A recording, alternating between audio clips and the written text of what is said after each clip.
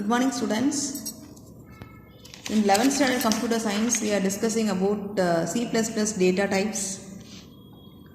In yesterday's class we have seen about fundamental data type.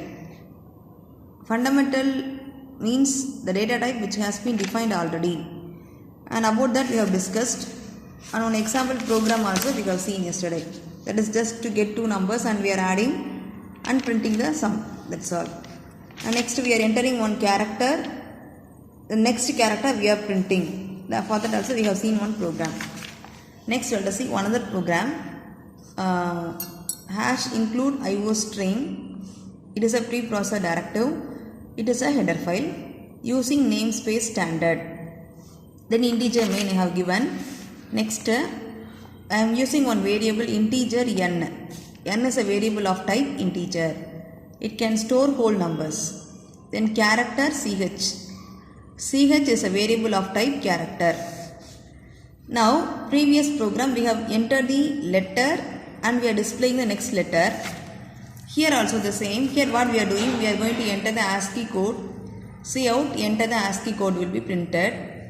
Then for n we are giving the value. For example 65, 66 like that. Enter some value. What will happen here? Ch equal to n. That n value is moved to ch. N value is moved to ch. Here we are entering the number. For example 65 I am entering. 65 will be stored in ch. The corresponding letter will be printed. So see out, equivalent character will be printed. In the place of ch, the 65 corresponding letter A will be printed. That's all. Previous program we are entering the character and we are displaying the next character. Here we are entering the ASCII value. Through this I am printing that particular character. That's all. So the output for this is what? Enter ASCII code will be printed. You are entering some number 65 for example, and the equivalent character is A. That's all. And the ASCII value for capital A starts from 65 and small a starts from 97, and add one by one. For capital B 66, like that going on. That's all. A simple program you have seen. Next we can see about float data type. What is float? Float data type, it includes the decimal point. The float is again divided into two types. One is float, another one is double. Float the number of bytes 4, double the number of bytes 8. And the float data type has some advantages and disadvantages. About that let us see. What are the advantages? They can represent the values between the integers. For example 1 and 2 are the two numbers in between 1.5. That can be done through float. They can represent the values between the integers. And second one, they can represent a much greater range of values. The range will be greater. The range will be greater for float data type. That's all. These are all the advantages of float type. Next, what are the disadvantages of this? The floating point operations are slower than integer operations. The thing is what? Integer, it contains only whole number. The floating point, it includes integer portion, decimal point, fractional portion, etc. So for that it takes more time to execute. So floating point operations are slower than integer operations. It takes more time. That's all about it. These are the advantages and the disadvantages of this float type. Next we can see about the memory representation of fundamental data type. How many bytes it needs, and in terms of bits how many, and what is the range of each data type. About that let us see. First one, data type, memory space, in terms of bytes, in terms of bits, and range of value. First one, character. Character needs 1 byte. 1 byte refers 8 bits, and the range is -127 to 128. And second one, integer. Integer, number of bytes 2 bytes, and in terms of bits 16 bits, and the range is -32768 to 32767. And float, for float 4 bytes, 4 into 8 32 bits, and the range is this one, 3.4 into 10 power minus 38 to 3.4 into 10 power plus 38 minus 1. Similarly, for double 8 bytes, 64 bits, 1.7 into 10 power minus 308 to 1.7 into 10 power plus 308 minus 1. That's all. So these are all the ranges for all the data types.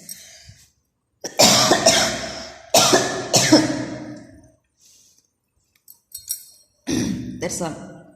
So with this, the data types gets over. What are the fundamental data types? What is user defined data type and what is derived data type? Over. Next,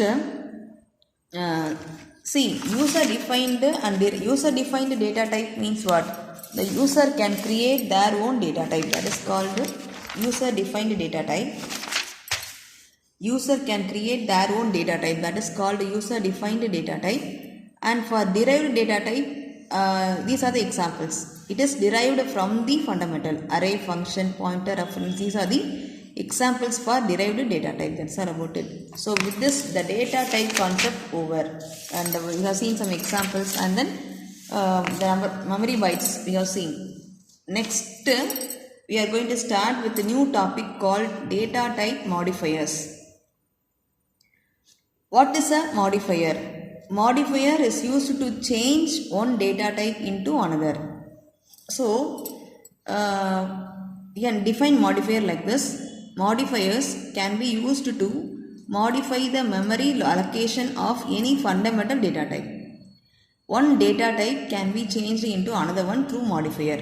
Modifiers can be used to modify the memory allocation of any fundamental data type. They are also called as qualifiers. The another name for modifier is qualifiers.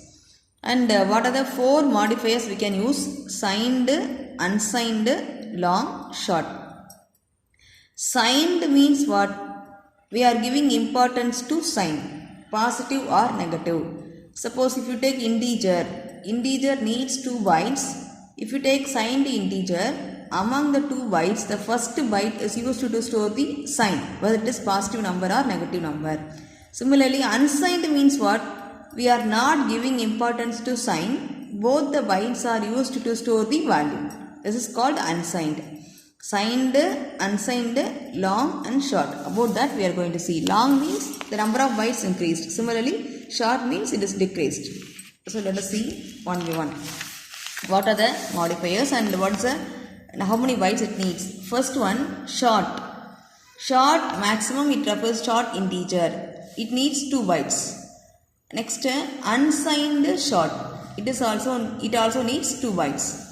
And signed short.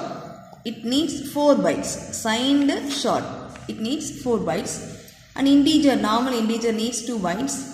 Unsigned integer, it needs 2 bytes. Signed integer also 2 bytes. In long, 4 bytes. Integer, long means what? The data type will be doubled. For example, integer 2 bytes, long integer 4 bytes. Float 4 bytes, long float 8 bytes. That is only double. So whenever I am saying long, it will be doubled. That's all. So meaning of it. So integer it has 2 bytes, long it refers 4 bytes. And then unsigned long. Unsigned long it needs 4 bytes. Signed long needs 4 bytes. That's all. All the long data type it needs only 4 bytes. Similarly, all the integer it needs 2 bytes. And coming to character. Character needs only 1 byte. And unsigned character, it also 1 byte. Unsigned character means what?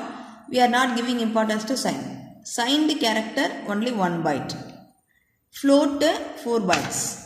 And double 8 bytes. The next level, long double it needs 10 bytes. It is only highest level we can say. Long double it needs 10 bytes. 1 byte is equal to 8 bits. So we can, if you want, you can change the bytes into bits. That's all. So these are all the number of bytes required for all the modifiers. So totally 4 modifiers are there. What are they? Signed, unsigned, long, short. That's all about it. Next, we are going to see one operator called size of operator. Size of operator is an operator which gives the size of the data type. Number of bytes will be returned. That's all. size of operator will return the number of bytes. For example, integer a I have given. See out size of a means integer a refers integer type. So size of will return number of bytes for a as 2. So the answer is 2. This is called size of operator. That's all. Next, a small topic they are called number suffixes in C++. Instead of writing long integer separately, we can use some suffixes. Suffix can be used to assign the same value as a different type. Assign the same value with the different data type. For example, 45L. 45L refers long integer. So 40 you can write long integer a and a you can store 45. The same work you can write like this. 45L refers long integer. You can use both caps and small letters. And 45U, it refers unsigned long integer. Unsigned long integer. U refers unsigned. And 3.14F, F refers floating point value. That's all. So L, U, F, these are the three suffixes we can use it along with values. That's all. That's all about modifiers. So children, in today's class we have discussed about float data type and what are the advantages and disadvantages, and how many bytes required for all the data types, and what is a modifier and what are the various modifiers and its bytes, number of bytes, size of operator, and suffixes, number suffixes we have seen. Next we will see in next class. Learn thoroughly children. Thank you.